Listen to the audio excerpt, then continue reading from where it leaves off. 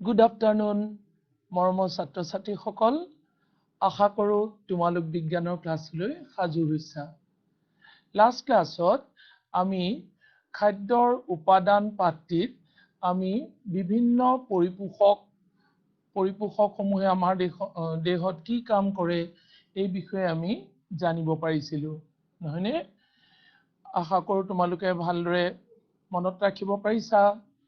আজি আমি খাদ্যৰ উপাদান পাঠটিৰে দ্বিতীয় অংশতনো কি আছে আমি আলোচনা কৰোঁ আহা। তোমালোকে ভালকৈ মন দি শুনিবা।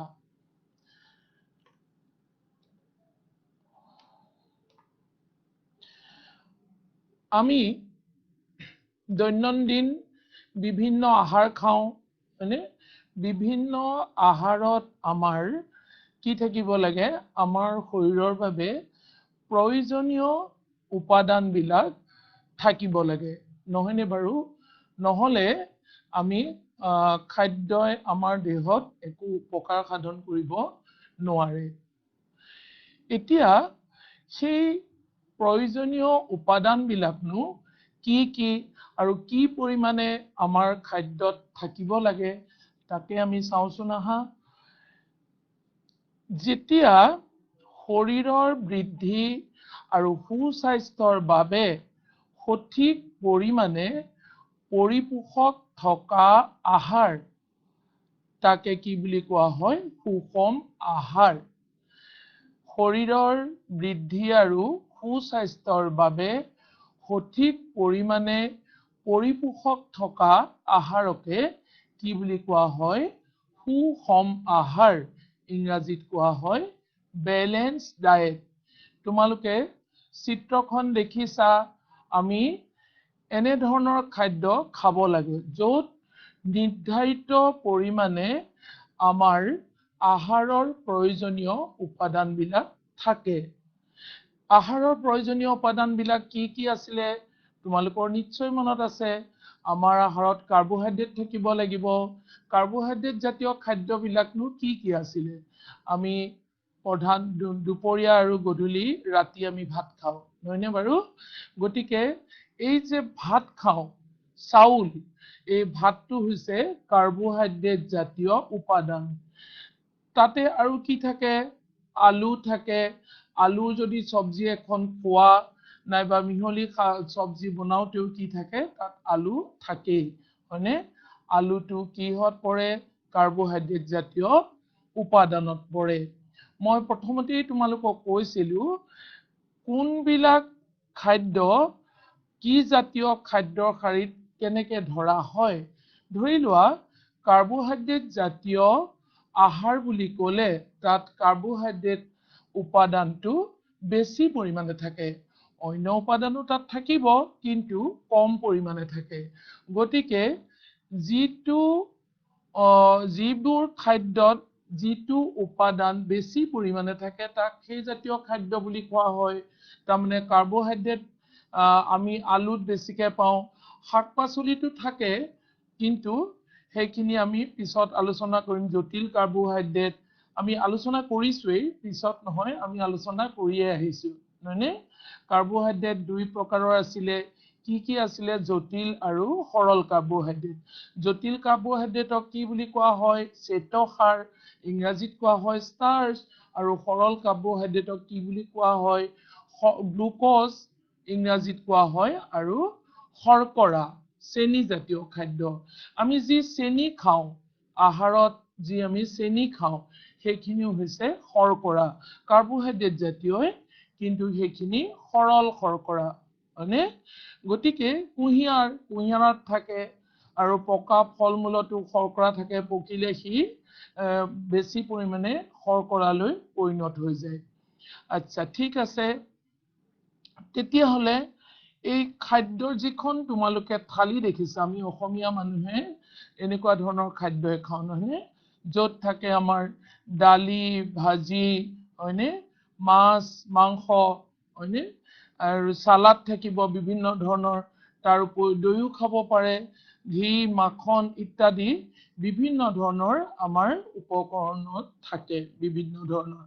গতিকে এইবিলাক যেতিয়া নিৰ্ধাৰিত পৰিমাণে থাকে সেইখিনিয়ে হ'ব সুষম আহাৰ হয়নে এতিয়া ধৰা দালিটো আমি কি বুলি জানিছিলো দালিটো হৈছে প্ৰটিন জাতীয় খাদ্য আৰু ধৰা তোমালোকে মাছ খালা কোনোবাই মাংস খালা কোনোবাই কণী খালা ইত্যাদি এইবিলাকো কি প্ৰটিন জাতীয় খাদ্য বিভিন্ন ধৰণৰ মাছ জাতীয় শস্যবিলাক প্ৰটিন জাতীয় খাদ্য তাৰ উপৰি মাছ মাংস কণী এইবিলাক হৈছে প্ৰাণীজাত প্ৰটিন খাদ্য হয়নে তাৰ উপৰি তোমালোকক ঘৰত নিশ্চয় কোৱা শুনিছা আমি ৰাজমাহ খাওঁ তাৰ উপৰি এইবিলাকত প্ৰটিন জাতীয় মাছৰুম খাওঁ হয়নে লুবিয়া খাওঁ ইত্যাদি ইত্যাদি বিভিন্ন ধৰণৰ প্ৰটিন সমৃদ্ধ খাদ্য আমি খাব লাগে হয়নে প্ৰটিনে কি কৰে তোমালোকৰ নিশ্চয় মনত আছে কাৰ্বোহাইড্ৰেটে শক্তি দিয়ে শক্তিদায়ক উপাদান বুলি কয় তেতিয়াহলে প্ৰটিনে কি কৰে প্ৰটিনে শৰীৰটো বৃদ্ধি আৰু গঠন হোৱাত সহায় কৰে সেইকাৰণে আমি প্ৰটিন জাতীয় খাদ্য খাবই লাগিব তেতিয়াহলে এইবিলাক নিৰ্ধাৰিত পৰিমাণে আমাৰ খাদ্যত থাকিবই লাগিব দৈনন্দিন খাদ্য তালিকাত আকৌ ঠিক সেইদৰে আমাৰ স্নেহ আমাৰ কাৰণে অত্যন্ত প্ৰয়োজনীয় হয়নে গতিকে আমাৰ খাদ্যটো নিৰ্ধাৰিত পৰিমাণে স্নেহ বা চৰ্বিযুক্ত খাদ্য থাকিব লাগিব এতিয়া স্নেহ বা চৰ্বিযুক্ত খাদ্য তোমালোকৰ নিশ্চয় মনত আছে ক'ত ক'ত পাওঁ আমি সকলো তেল জাতীয় খাদ্যই তাৰমানে কি স্নেহ জাতীয় খাদ্য কি হ'ব পাৰে আমি যে বিভিন্ন ধৰণৰ তেল ব্যৱহাৰ কৰোঁ ৰন্ধন প্ৰণালীত এই তেল ধৰা মিঠাতেলেই হওক কোনোবাই নাৰিকল তেলতো সাউথৰ ফালে তোমালোকে জানা নিশ্চয় সাউথৰ ফালে কি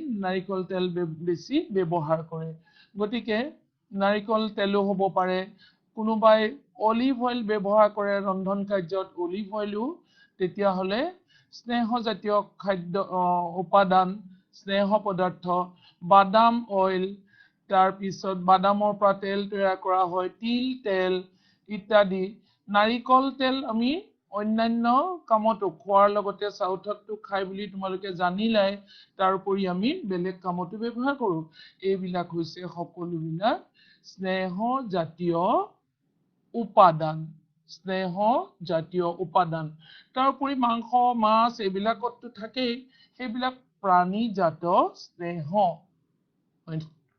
গম পাইছা তেতিয়াহলে এইবিলাক আমাৰ খাদ্যত নিৰ্ধাৰিত পৰিমাণে থাকিব লাগিব এতিয়া তিনটা পৰিপোষকৰ উপৰিও আমাৰ খাদ্যত কি থাকিব লাগিব নিৰ্ধাৰিত পৰিমাণে ভিটামিন থাকিব লাগিব তাৰ উপৰি খনিজ লৱণ থাকিব লাগিব তাৰ উপৰি আমাৰ সুষম আহাৰ বুলি ক'লে আমাৰ খাদ্যত যথেষ্ট পৰিমাণে কি থাকিব লাগিব পানী পানী আমি আহাৰত থাকিবই লাগিব আমি খাবই লাগিব পানী গতিকে পানীও হৈছে এটা অত্যন্ত প্ৰয়োজনীয় উপাদান ঠিক সেইদৰে যথেষ্ট পৰিমাণে আমি আঁহজাতীয় খাদ্য খাব লাগে আঁহজাতীয় খাদ্য ক'ত ক'ত পাওঁ লাষ্ট ক্লাছতে আমি আলোচনা কৰিছিলো মাহজাতীয় খাদ্য মাহজাতীয় শস্যবিলাক গোটা শস্য ফ্ৰেছ যিবিলাক সতেজ শাক পাচলি হয়নে এই সকলোবিলাক ফল মূল এই সকলোবিলাকতে কি থাকে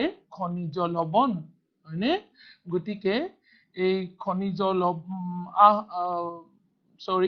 লৱণটো মই আগতে কৈছিলোই এইখিনি খনিজ লৱণ হৈছে বিভিন্ন ধৰণৰ সতেজ শাক পাচলি ফল মূল এইবিলাকত খনিজ লৱণ থাকে এতিয়া মই আঁহজাতীয় খাদ্যৰ কথা কৈছো আঁহজাতীয় খাদ্যবিলাক হৈছে বিভিন্ন ধৰণৰ যাক ইংৰাজীত কোৱা হয় ৰাফেজ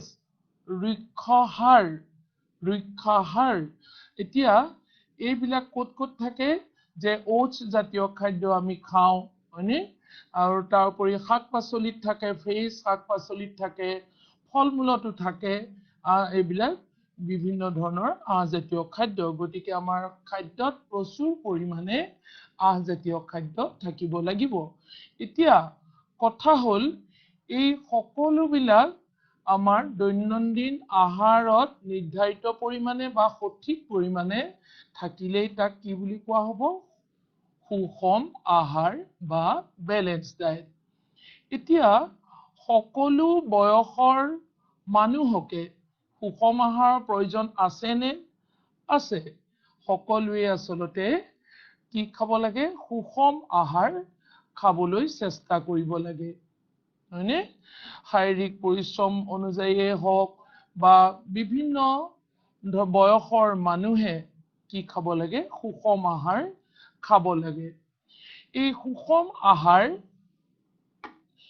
সুষম আহাৰ বিলাক আমি গম পালো যে কি গম পালো আমি এতিয়া ধৰা কম সহজতে পোৱা কম খৰচত সুষম আহাৰ বুলি ক'লে আমি বহুত দামী খাদ্যৰ কথা ভাবিব নালাগে।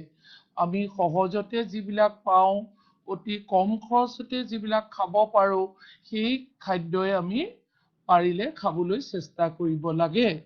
যেনে মাহজাতীয় শস্য, বাদাম, সয়াবিন, গজালি ওলোৱা মগু বুট, হয়নে? তাৰ উপৰি কিন্নন হোৱা খাদ্য মানে এই যে পইতা ভাত, হয়নে? গাঁও ভূঁইত মানে আজিকালিও পইতা ভাত খায়। বিভিন্ন দামী ৰেষ্টুৰেণ্টতো আজিকালি কি কৰে? এনেধৰণৰ খাদ্য খাবলৈ পোৱা যায়, হয়নে? এতিয়া ধৰা পইতা ভাত, ঠিক তেনেকৈ জেলেপি, হয়নে? এইবিলাক হৈছে কিন্নন হোৱা খাদ্য, ফাৰ্মেণ্টেড। তাৰ উপৰি কলটো সহজতে পোৱা যায়। কলটো হৈছে তেনেধৰণৰ অতি পৰিপোষকযুক্ত খাদ্য। শাক পাচলিবিলাক ঠিক পালেং শাক আমি যিটো ঋতুত হয়, পালেং শাক আমি প্ৰচুৰ পৰিমাণে পালেং শাক খাব লাগে। বহু ল'ৰা ছোৱালীয়ে শাক পাচলিৰ নাম ললেই নাক কুচাই দিয়ে, হয়নে? কিন্তু তেনেধৰণৰ হ'ব নালাগে। তোমালোকে শৰীৰটোৰ কাৰণে এইবিলাক প্ৰয়োজনীয় বুলি ভাবি তোমালোকে খাবলৈ চেষ্টা কৰিবা। তাৰোপৰি বুটৰ গুৰি, গুড়, হয়নে? সহজতে পোৱা বিভিন্ন শাক পাচলি, তেনে খাদ্যই বিভিন্ন পৰিপোষকৰ যোগান ধৰে, হয়নে? গতিকে ছাত্ৰ ছাত্ৰীসকল, তোমালোকে এতিয়া জানিলা ভালকৈ পাঠটো পঢ়ি, নহয়নে? কোনোবাই যদিও আগতে ইচ্ছা নকৰা তেতিয়াহ'লে এই কথাখিনি জানি তোমালোকে দৈনন্দিন আহাৰত সহজতে পোৱা খাদ্যবিলাক খাবলৈ চেষ্টা কৰিবা দেই। খাদ্য বস্তুবোৰ অকল খোৱাই নহয়, ইয়াক খুব ভালকৈ ৰান্ধিবলৈ চেষ্টা কৰিব লাগিব, যাতে পৰিপোষকসমূহ নষ্ট নহয়। গম পাইছা? তোমালোকে মাৰাহঁতক কবা, তোমালোকতো এতিয়া সৰু হৈ আছা, গতিকে খাদ্য বস্তুবিলাক কেনেকৈ ৰান্ধিব লাগে সযতনে, যাতে তাত থকা আমাৰ পুষ্টিকৰ উপাদানবিলাক নষ্ট নহয়। গম পাইছা? গতিকে তোমালোকে কোনোবাই নাজানিলেও এই কথাবিলাক তোমালোকে ক'ব পাৰিবা, নহয়নে? শাক পাচলি আৰু ফল মূলসমূহ যে আমি ধুই পখালি কটা হয়, নহয়নে? বহুতে উল্টা কাম কৰে, যে শাক পাচলি কাটি পেলাই নাইবা বাকলি গুচাই কি কৰে? ধুই থাকে। তেনে কৰিলে কি হয় জানানে? তেনে কৰিলে তাত থকা ভিটামিন আৰু খনিজ লৱণবিলাক একেবাৰে নষ্ট হৈ যায়। গতিকে শাক পাচলিৰ বাকলি গুচোৱাৰ পিছত কেতিয়াও ধুব নালাগে। আগতে ধুই মেলি পৰিষ্কাৰ কৰি তাৰ পিছতহে কি কৰিব লাগে? কাটিব লাগে। তেতিয়া ইয়াত থকা ভিটামিন বা খনিজ লৱণসমূহ নষ্ট নহয়। সেইদৰে চাউল দালি আমি কি কৰো? ৰন্ধাৰ আগতে ধুই লওঁ, হয়নে? কিন্তু যদি বাৰে বাৰে ধুই থকা হয়, তেতিয়াহ'লে কি হ'ব? তাত থকা ভিটামিন আৰু খনিজ লৱণ নষ্ট হৈ যায়। আমি প্ৰয়োজন অনুসৰিতো ধুব লাগিবই, সেইটো ঠিক কথা, নহয়নে? কিন্তু যদি বাৰে ধুই থকা হয়, তেতিয়াহ'লে তাৰ খাদ্যৰ পুষ্টিকৰ উপাদানসমূহ একেবাৰে নষ্ট হয়। তেতিয়াহ'লে তোমালোকে এই কথাবিলাক মনত ৰাখিবা আৰু কাৰোবাক ক'বও পাৰিবা নহয়নে আচ্ছা ঠিক সেইদৰে ৰন্ধনৰ সময়তো কিছুমান পৰিপোষকৰ ক্ষতি সাধন হয় ৰান্ধাৰ সময়তো বহুত পৰিপোষটো স্বাভাৱিক হ'বই সেই বুলিতো আমি আৰু ৰন্ধন সম্পূৰ্ণ নোহোৱাকে আমি খাবও নোৱাৰো নহয়নে গতিকে এই পৰিপোষক বিলাক যেহেতু ক্ষতি নহয় তাৰ কাৰণে আমি নিজে যথেষ্ট পৰিমাণে সচেতন হ'ব লাগিব আকৌ খুব বেছি পানী দি ৰান্ধি পেলাই অতিৰিক্ত পানীভাগ যদি পেলাই দিয়া হয় তেতিয়া হলে আমাৰ যি প্ৰয়োজনীয় প্ৰটিন হয়নে আৰু খনিজ লৱণ সেইবিলাক কি হয় নষ্ট হৈ যায় নাইকিয়া হৈ যায় তোমালোকে জানা প্ৰটিন ভাগ যদি তাৰমানে যেতিয়া আমি ৰন্ধা হয় সিজোৱা হয় যদি প্ৰটিন ভাগ ওলাই যায় তেতিয়া হলে এই খাদ্যখিনিয়ে আমাৰ শৰীৰত কোনো কামত নিদিব হে অতিৰিক্ত পানী দিয়াটো ভুল অতিৰিক্ত পানী দি আকৌ সেই পানীখিনি পেলাই দিব নালাগে তাৰ পিছত ৰান্ধি থাকোতে তাপৰ প্ৰভাৱতো কিছু ভিটামিন সি যিটো আমাৰ শৰীৰৰ কাৰণে অত্যন্ত প্ৰয়োজনীয় ভিটামিন সি অত্যন্ত প্ৰয়োজনীয় তোমালোকক আগতেই কোৱা হৈছিল ভিটামিন সি ক'ত ক'ত পোৱা যায় মনত আছে নিশ্চয় সকলো টেঙা জাতীয় ফল মাত্ৰেই কি থাকে প্ৰচুৰ পৰিমাণে সি ভিটামিন থাকে গতিকে এনে ধৰণৰ তাৰ উপৰি অন্যান্যটো থাকে মনত আছে নিশ্চয় মালভোগ কলত থাকে হয়নে ঠিক সেইদৰে অন্যান্য সামগ্ৰীটো শাক পাচলিটো কি থাকে টেঙা জাতীয় এইবিলাকত থাকে সি ভিটামিন হয়নে গতিকে এই সি ভিটামিন খিনি তাপৰ প্ৰভাৱত যিহেতু নষ্ট হৈ যায় গতিকে আমি চাব লাগিব যে খুব বেছি তাপত বা বহুত দেৰি আমি এইবিলাক এনে ধৰণৰ বস্তু ৰান্ধিব নালাগে এতিয়া আমি চাও আমি গম পালো যে স্নেহ পদাৰ্থ আগতেই গম পাইছো স্নেহ পদাৰ্থ আৰু কাৰ্বোহাইড্ৰেট জাতীয় উপাদানে আমাৰ শৰীৰত শক্তি দিয়ে হয়নে গতিকে কিন্তু একে পৰিমাণৰ কাৰ্বোহাইড্ৰেটতকৈ একে পৰিমাণৰ স্নেহই আমাৰ দেহত বেছি শক্তি দিয়ে তোমালোকে হয়তো ভাবিব পাৰা যে তেতিয়াহলে যেহেতু শক্তিয়ে দিয়ে আমি স্নেহ পদাৰ্থ বেছিকে খাই দিও কিন্তু কথাটো তেনে নহয় এই ছবিখন তোমালোকে দেখিছা আজিকালি বেছিভাগ ল'ৰা ছোৱালী হয়নে এনে ধৰণৰ হয় তাৰ কাৰণো আছে নিশ্চয় তোমালোকক সকলোৱে ডাঙৰ সকলে নিশ্চয় মানা কৰে হয়নে যে ফাষ্ট ফুড বিলাক জাংক ফুড বিলাক আমি এনে ধৰণৰ এই যে ৰোল হয়নে মেগী এই ধৰণৰ বস্তুবিলাক আমি বাৰ্গাৰ চিপছ এইবিলাক বস্তু বেছিকৈ খাব নালাগে খালে সকলোৰে স্বাস্থ্য এনেকুৱাই হৈ যাব আৰু চৰ্বিযুক্ত খাদ্য খালেই তাৰমানে কি হয় আমাৰ দেহটোত কি হয় মেদবহুল হৈ যায় গতিকে সকলো বেছিভাগ বাচ্চাই আজিকালি কি হয় মেদবহুলতাৰ শিকাৰ হয় হয়নে ইংৰাজীত কোৱা হয় অবেচিটি মানে ওজন বাঢ়ি যায় এতিয়া অতিৰিক্ত স্নেহ পদাৰ্থ বা চৰ্বিযুক্ত খাদ্য খোৱাটো দেহৰ বাবে ক্ষতিকাৰক হয়নে এতিয়া গম পালানে নহলে কি হ'ব খাদ্য এনে ধৰণৰ খাদ্য খাই থাকিলে কি হ'ব মেদবহুলতাত ভুগিব লাগিব হয়নে গতিকে তোমালোকে এনে ধৰণৰ খাদ্য আগতে যদিও খাইছিলা এতিয়াৰ পৰা তোমালোকে এনে ধৰণৰ খাদ্যটো লাহে লাহে কমাই আনিবা এইবিলাক সোৱাদযুক্ত হয় সহজে খুব তৎক্ষণাত পাব পাৰি সেইকাৰণে সকলোৱে ভাল পায় হয়নে কিন্তু জনা সকলে এনে ধৰণৰ খাদ্য লাহে লাহে কমাই আনিবলৈ চেষ্টা কৰিবা দেই আচ্ছা তেতিয়া হলে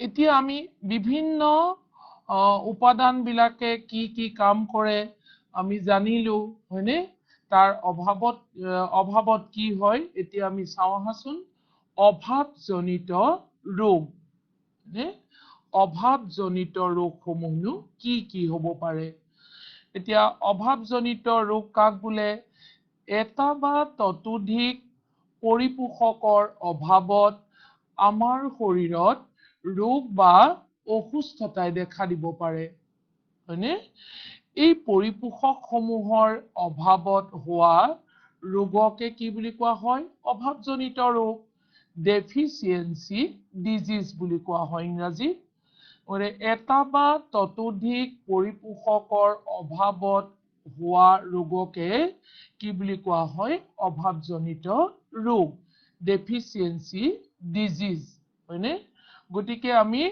সকলো পৰিপোষকেই তাৰমানে আমাৰ খাদ্যত সঠিক পৰিমাণে থাকিব লাগিব দৈনন্দিন আগতে তোমালোকে জানি আহিলা সহজতে পোৱা কম খৰচত পোৱা খাদ্য আমি খাব লাগিব যাতে আমি এই ৰোগৰ পৰা এই পৰিপোষক বিলাকৰ অভাৱত হোৱা ৰোগৰ পৰা আমি মুক্ত হৈ থাকিব পাৰো আকৌ দীৰ্ঘ সময়ৰ বাবে এজন ব্যক্তিৰ খাদ্যত যথেষ্ট পৰিমাণৰ প্ৰটিন নাথাকে তেন্তে তেওঁৰ কি হ'ব পাৰে শাৰীৰিক বৃদ্ধিত বাধা প্ৰাপ্ত হ'ব পাৰে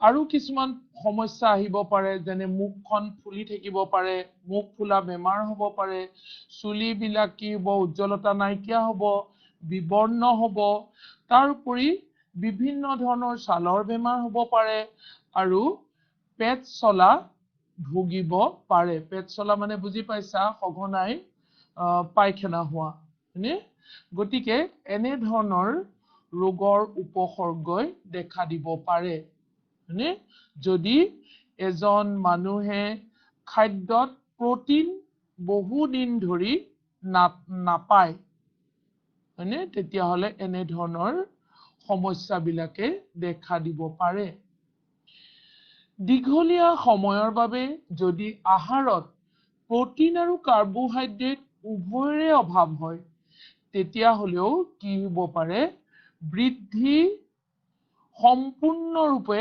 থমকি যাব পাৰে হয়নে বৃদ্ধি নহ'ব পাৰে স্তব্ধ হৈ যাব পাৰে আৰু অৱশেষত কি হ'ব সেই ব্যক্তিজন খুব ক্ষীণ হৈ পৰিব লাহে লাহে দেহৰ ওজন কমি আহিব কমি পেলাই তেওঁৰ কি হ'ব দুৰ্বল হৈ পেলাই আনকি লৰচৰো কৰিব নোৱাৰা হৈ যাব পাৰে গম পাইছানে গতিকে তোমালোকে গম পালা এনে ধৰণৰ পৰিপোষক বিলাকৰ অভাৱত আমাৰ শৰীৰত কি ৰোগৰ উপসৰ্গই দেখা দিব পাৰে তেতিয়াহ'লে এতিয়াৰ পৰা তোমালোকে নিশ্চয় সকলো পৰিপোষক থকা খাদ্য খাবলৈ চেষ্টা কৰিবা আমি আকৌ চাওঁ আহাচোন আমাৰ অত্যন্ত প্ৰয়োজনীয় আন কিছুমান পৰিপোষক বা উপাদান ভিটামিন আৰু খনিজ লৱণৰ অভাৱত হ'ব পৰা কিছুমান ৰোগ আৰু অসুস্থতা কি লক্ষণে দেখা দিব পাৰে তোমালোকে চোৱাচোন ধৰা এই ভিটামিনৰ অভাৱত দৃষ্টিশক্তি কমি যায় কমি যোৱা বেমাৰ হয় আনকি কি হয় ৰোগৰ লক্ষণ হয়তো কুকুৰিকণা হ'ব পাৰে দুৰ্বল দৃষ্টি হ'ব পাৰে আৰু নাইবা একেবাৰে দৃষ্টিহীনতা ৰোগৰ চিকাৰ হ'ব পাৰে বুজিছনে তেতিয়াই কি হ'ব আমি জানিব লাগিব তেখেতৰ দেহত এই ভিটামিনৰ অভাৱ হৈছে তোমালোকৰ মনত আছে নিশ্চয় এই ভিটামিন ক'ত সমৃদ্ধ খাদ্যবিলাক কি আছিলে মনত আছেনে শাক পাচলিবিলাকৰ ভিতৰত বিভিন্ন ধৰণৰ হালধীয়া ৰঙৰ যিবিলাক শাক পাচলি ধৰা গাজৰ প্ৰচুৰ পৰিমাণে এ ভিটামিন আছে তাৰ পিছত অমিতা প্ৰচুৰ পৰিমাণে এ ভিটামিন আছে এইবিলাক খুব সহজতে কম খৰচতে পাব পাৰি হয়নে কণীৰ কুহুম এ ভিটামিন থাকে বন্ধাকবিটো থাকে এ ভিটামিন গতিকে এই এ ভিটামিন যুক্ত খাদ্যবিলাক তোমালোকে খাবলৈ চেষ্টা কৰিবা।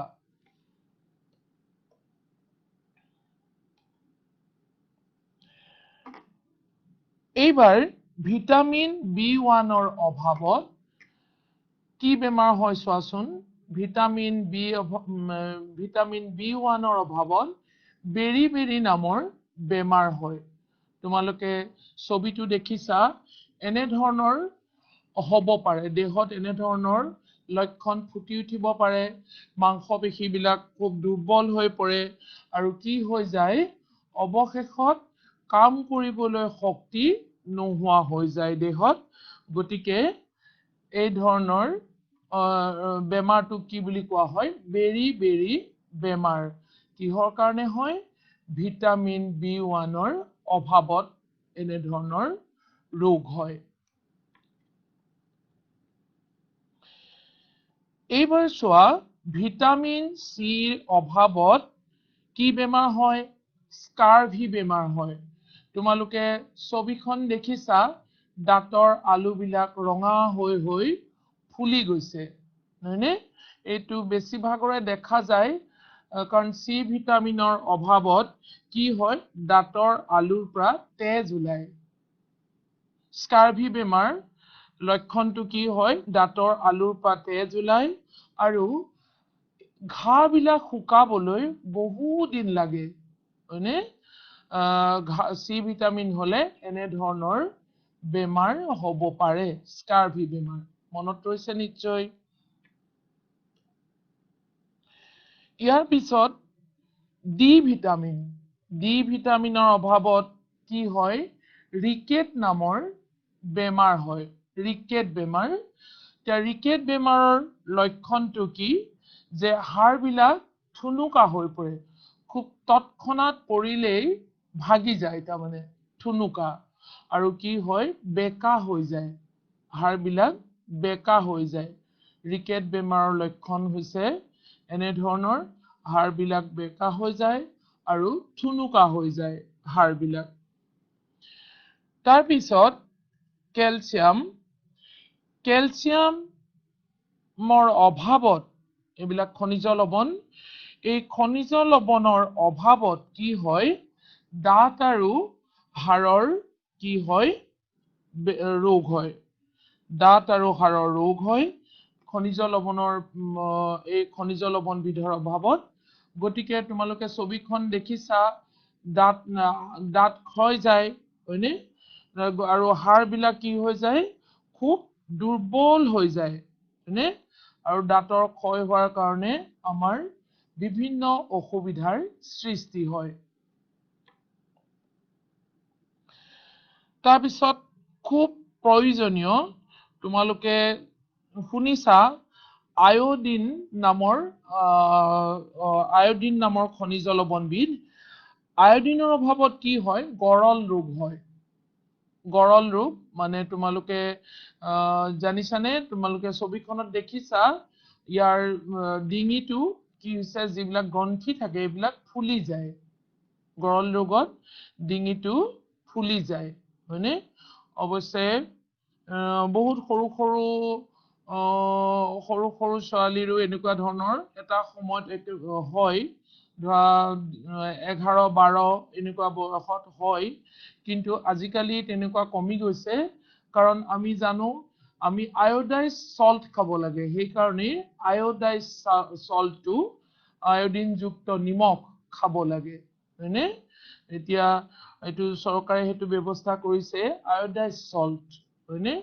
গতিকে সেই সল্টটোহে, নিমখটোহে আমি খাব লাগে। এতিয়া তোমালোকে গম পালা, তাৰ ফলত কি হয়, ডিঙিত থকা গ্ৰন্থিবিলাক ফুলি যোৱাৰ কাৰণে ডিঙিটো ডাঙৰ হৈ যায়, আৰু কি হয়, ল'ৰা ছোৱালীৰ মানসিক প্ৰতিবন্ধকতাৰ লক্ষণসমূহ ফুটি উঠে। আয়োডিনৰ অভাৱত মানসিক প্ৰতিবন্ধকতাৰ লক্ষণসমূহ ফুটি উঠে, হয়নে? তেতিয়াহ'লে তোমালোকে জানিলা যে আয়োডিনৰ অভাৱত গৰল ৰোগ হয়, আৰু গৰল ৰোগ হলে কি হয়, ডিঙিত থকা গ্ৰন্থিবিলাক ফুলি উঠে, আৰু কি হয়, তাৰ ফলত ল'ৰা ছোৱালীৰ মানসিক প্ৰতিবন্ধকতাৰ সৃষ্টি হয় গতিকে তোমালোকে আয়োডিন থকা বস্তুবিলাক খাবা এইবাৰ চোৱা লোৰ অভাৱত কি হয় লোৰ অভাৱত তোমালোকে ৰক্তহীনতা ৰোগ এনিমিয়া বুলি কোৱা হয় ৰক্তহীনতাত ভোগে হয়নে বিশেষকে এই ছোৱালীবিলাক এটা সময়ত এতিয়া ধৰা 13-15 এনেকুৱা সময়ত কি হয় বহুতো ৰক্তহীনতাত ভোগা দেখা যায় সেইকাৰণে আজিকালি চৰকাৰে ব্যৱস্থা কৰিছে যে আইৰণ টেবলেট স্কুলতে দিয়াৰ ব্যৱস্থা কৰিছে গতিকে বহুতে ভয় কৰে খাবলৈ কিন্তু তোমালোকে নোখোৱাকে নাথাকিবা তোমালোকে যেনে ধৰণে নিৰ্দেশনা আছে শিক্ষকে যেনে ধৰণে তোমালোকক নিৰ্দেশনা অনুযায়ী খাবলৈ দিয়ে সেই ধৰণে তোমালোকে খাবা এতিয়া লোৰ অভাৱত যে ৰক্তহীনতা তোমালোকে ছবিখন দেখিছা ৰক্তহীনতাত ভুগিলে কেনে ধৰণৰ হয় ছবিখনত দেখিছা গতিকে তোমালোকে আয়োডিনযুক্ত বস্তু লো থকা বস্তুবিলাক খাবা লো থকা বস্তু আইৰণ থকা বস্তুবিলাক খাবা এতিয়া আইৰণ বিলাক তোমাৰ যিবিলাক সতেজ শাক-পাচলি মানে সতেজ শাক-পাচলি মাত্ৰেই কি থাকে আইৰণ পোৱা যায় হয়নে তোমালোকে ঘৰতে পোৱা কচু ঢেকীয়া এইবিলাক শাক-পাচলি সতেজ অমিতা প্ৰচুৰ পৰিমাণে এইবিলাক খাবা হয়নে এইবিলাকতে তাৰমানে কি পোৱা যায় সহজতে আইৰণ পোৱা যায় কলডিল কাচকল ইত্যাদি এইবিলাকো তোমালোকে নিশ্চয় তোমালোকে দেখিছা গতিকে সেইবিলাক নোখোৱাকে নাথাকিবা তোমালোকে খাবা তেতিয়াই তোমালোকৰ দেহত কি হ'ব আইৰণৰ অভাৱ নঘটে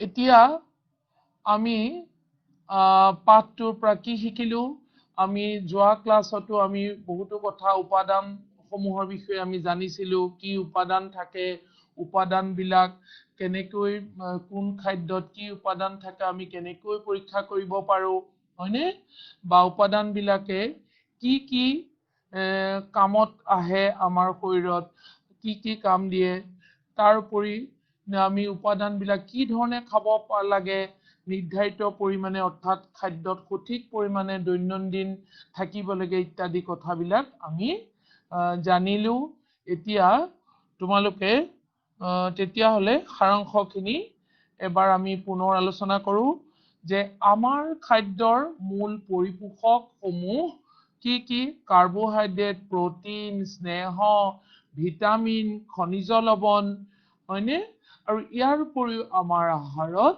পানী আৰু যথেষ্ট পৰিমাণে আহজাতীয় খাদ্য থাকিব লাগে তাৰ পিছত কাৰ্বোহাইড্ৰেট আৰু স্নেহে আমাৰ দেহত শক্তি যোগায় হয়নে প্ৰটিন আৰু খনিজ লৱণে আমাৰ শৰীৰত বৃদ্ধি আৰু পুনৰ গঠনত সহায় কৰে ভিটামিনে আমাৰ শৰীৰটো বেমাৰৰ পৰা ৰক্ষা কৰে সুষম আহাৰে আমাৰ শৰীৰৰ প্ৰয়োজনীয় সকলো পৰিপোষক সঠিক পৰিমাণত যোগান ধৰে ইয়াৰ উপৰিও যথেষ্ট পৰিমাণত আহ আৰু পানী যোগায় সুষম আহাৰ খালে আমাৰ এইখিনি পৰিপোষক শৰীৰটোৱে পায় দীৰ্ঘ সময়ৰ বাবে আমাৰ আহাৰত এটা বা ততোধিক পৰিপোষকৰ অভাৱ হলে কিছুমান ৰোগ আৰু অসুস্থতাই দেখা দিয়ে তেতিয়াহলে আমাৰ পাঠটো তোমালোকে নিশ্চয় বুজি পাইছা ইমান দুটা দিনত আমাৰ পাঠটো শেষ হৈছে এতিয়া চাওঁ আহাচোন আমাৰ অনুশীলনী বিলাক কিনো আছে এতিয়া তোমালোকক এই অনুশীলনী বিলাক মই আলোচনা কৰি দিছো এবাৰ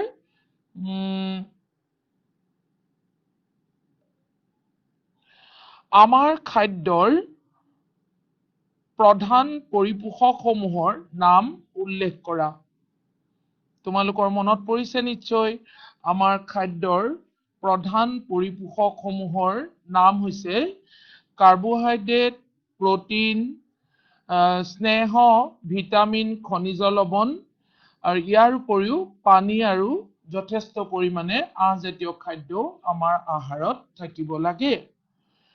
2 নম্বৰ প্ৰশ্নত কি আছে? তলত দিয়াবোৰৰ নাম উল্লেখ কৰা। ক, আমাৰ শৰীৰত শক্তি যোগান ধৰা প্ৰধান পৰিপোষকসমূহৰ নাম। তোমালোকে বাক্যটো আৰম্ভ কৰিবা। আমাৰ শৰীৰত শক্তি যোগান ধৰা প্ৰধান পৰিপোষকসমূহ হ'ল কি কি? শক্তি যোগান ধৰে কাৰ্বোহাইড্ৰেট আৰু স্নেহ, হয়নে? কাৰ্বোহাইড্ৰেট আৰু স্নেহ। খটো আমাৰ শৰীৰৰ বৃদ্ধি আৰু ইয়াৰ পুনৰ গঠনৰ বাবে প্ৰয়োজন হোৱা পৰিপোষকসমূহ কি কি? এতিয়া আমি লিখিব লাগিব উত্তৰটো যে আমাৰ শৰীৰৰ বৃদ্ধি আৰু ইয়াৰ পুনৰ গঠনৰ বাবে প্ৰয়োজন হোৱা পৰিপোষকসমূহ হ'ল কি কি? প্ৰটিন আৰু খনিজ লৱণ। প্ৰটিন আৰু খনিজ লৱণ। গটো আছে দৃষ্টি ভালে ৰাখিবলৈ প্ৰয়োজন হোৱা ভিটামিন বিধৰ নাম। দৃষ্টি ভালে ৰাখিবলৈ প্ৰয়োজন হোৱা ভিটামিন বিধ হ'ল এ ভিটামিন। ঘ, হাড় সুস্থ ৰাখিবলৈ প্ৰয়োজন হোৱা খনিজ পদাৰ্থবিধ নাম। তেতিয়াহ'লে কি হ'ব? কেলচিয়াম, হয়নে? হাড় সুস্থ ৰাখিবলৈ প্ৰয়োজন হোৱা খনিজ পদাৰ্থবোৰ হ'ল কেলচিয়াম।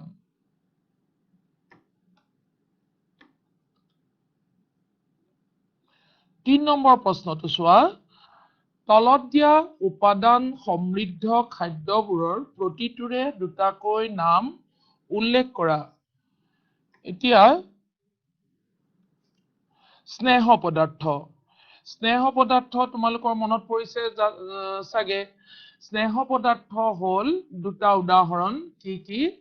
ঘি, মাখন, লিখিব পাৰা যিকোনো তেল জাতীয় বা চৰ্বি জাতীয় খাদ্য, যিয়ে নিলিখা, প্ৰাণীজাত বা উদ্ভিদজাত। মই পঢ়াই দিছিলো, গতিকে তোমালোকে যিয়ে নিলিখা, ঘি, মাখন, হয়নে? বা মাছতো থাকিব পাৰে। গতিকে এইবিলাক হৈছে স্নেহ পদাৰ্থ উদাহৰণ। আৰু দুটা লিখিব দিছে, দুটাই লিখিবা। শ্বেতসাৰ, নেক্সট আহিছে শ্বেতসাৰ জাতীয় উপাদান। এতিয়া তোমালোকে আটা ৰুটি খোৱা, এতিয়া ঘেঁহুটো কি? শ্বেতসাৰ জাতীয়, হয়নে? চাউলটো হৈছে শ্বেতসাৰ জাতীয় উপাদান। আলু শ্বেতসাৰ জাতীয় খাদ্য। আলুটো থাকে শ্বেতসাৰ জাতীয় উপাদান। গতিকে যিকোনো দুটা লিখিব লাগে। তোমালোকে লিখিব পাৰা আলু আৰু ভাত বা ৰুটি। আঁহজাতীয় খাদ্য ক'ত ক'ত থাকে? যিকোনো গোটা শস্যত, তাৰোপৰি ওটছ, হয়নে? এইবিলাকত কি থাকে? আঁহজাতীয় খাদ্য থাকে।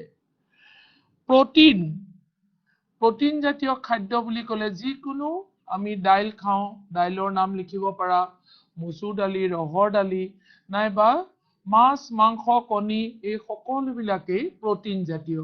গতিকে মাছ, মাংস লিখিলেও হ'ব, নাইবা তাৰ লগতে যদি ভাবা তুমি মাছ লিখিলা, লগতে লিখিব পাৰা এটি উদ্ভিদজাত প্ৰটিন, হয়নে? গতিকে যিয়ে নিলিখা, তোমালোকে ৰাজমাহ, সয়াবিন, বহু উদাহৰণ তোমালোকে পাই আহিছা। গতিকে তোমালোকে যিকোনো দুটা উদাহৰণ লিখিব পাৰিবা।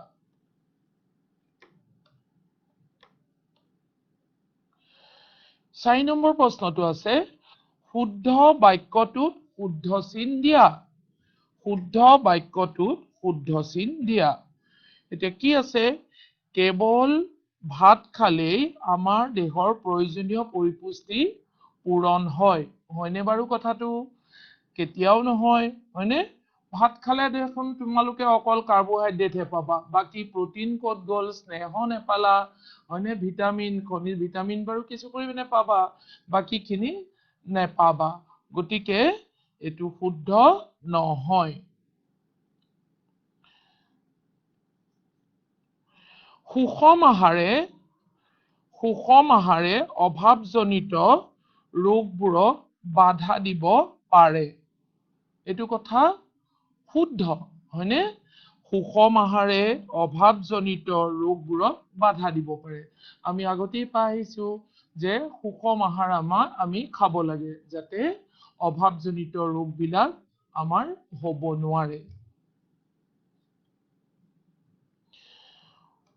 গটো শৰীৰৰ বাবে লগা সুষম আহাৰত বিভিন্ন ধৰণৰ খাদ্যবস্তু থাকিব লাগে, হয়নে? সুষম আহাৰত বুলি দিছে বিভিন্ন ধৰণৰ খাদ্যবস্তু থাকিব লাগে। আচলতে কথাটো এনেকুৱা, যদি তুমি বিভিন্ন ধৰণৰ খাদ্য খাই যদি সেইখিনি খাদ্য সুষম আহাৰ নহয়, তেতিয়াহ'লে সেইখিনি খাদ্যই আমাৰ শৰীৰৰ কামত আহিবনে? নিশ্চয় নাহে, হয়নে? ধৰা চিপছ খালা, বাৰ্গাৰ খালা, বেলেগ বেলেগ আৰু কিবা কিবি এইবিলাক খালা, জাংক ফুড, কিন্তু তুমি সকলো বেলেঞ্চ ডায়েট নাপালা, সুষম নহ'ল। গতিকে বিভিন্ন ধৰণৰ খাদ্য বস্তু থাকিব লাগে বুলি কথা নাই, হয়নে? কিন্তু কম পৰিমাণে হ'লেও তাত যদি আটাইকেইবিধ উপাদান সঠিক পৰিমাণে থাকে, তেতিয়াহ'লে সেইখিনিয়ে আমাৰ শৰীৰৰ কাৰণে সুষম আহাৰ হ'ব। গতিকে এই বাক্যটো শুদ্ধ নহয়। ঘটো কেৱল মাংসই শৰীৰৰ বাবে লগা সকলো প্ৰয়োজনীয় পৰিপোষক যোগান ধৰিবলৈ যথেষ্ট, হয়নে? হয়নে বাৰু? তোমালোকে মাংস খাই ভাল পোৱা, সেই বুলি ডেইলি যদি তুমি মাংসই খাই থাকা, ভাত অকণমান খোৱা কম পৰিমাণে, হয়নে, তেতিয়া তোমালোকৰ এইটো নহ'ব, হয়নে, কামত নাহিব। গতিকে মাংসই শৰীৰৰ বাবে সকলো প্ৰয়োজনীয় পৰিপোষক যোগান ধৰিবলৈ যথেষ্ট। বাক্যটো শুদ্ধ নহয়, ভুল।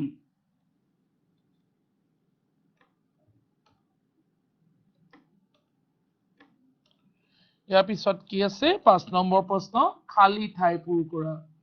আমি অনুশীলনীৰ শেষলৈ আহিলো। খালী ঠাই পূৰ কৰা।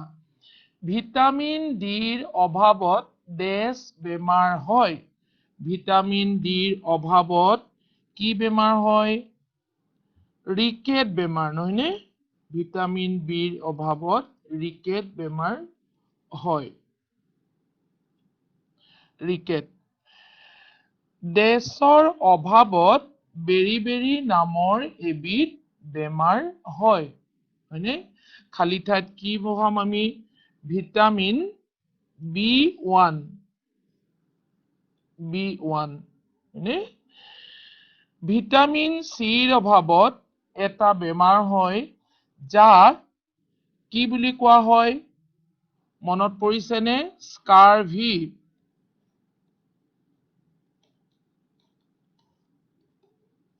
স্কাৰভি বেমাৰ।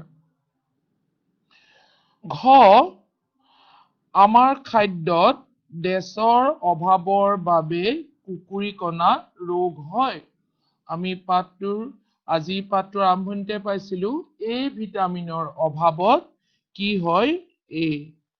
এই ভিটামিনৰ অভাৱৰ বাবে কুকুৰিকণা ৰোগ হয়, হয়নে? তেতিয়াহ'লে ছাত্ৰ ছাত্ৰীসকল, তোমালোকৰ পাঠটো আজিলৈ ইমানতে শেষ হ'ল। আশা কৰোঁ তোমালোকে ভালদৰে বুজি পাইছা। তোমালোকে আকৌ ভালদৰে পাঠটো ঘৰত এবাৰ পঢ়িবা। তেতিয়াহ'লে সকলোকে মই পুনৰবাৰ ধন্যবাদ জনাই আজিৰ আমাৰ পাঠটিৰ আলোচনা ইমানতে সামৰিছোঁ।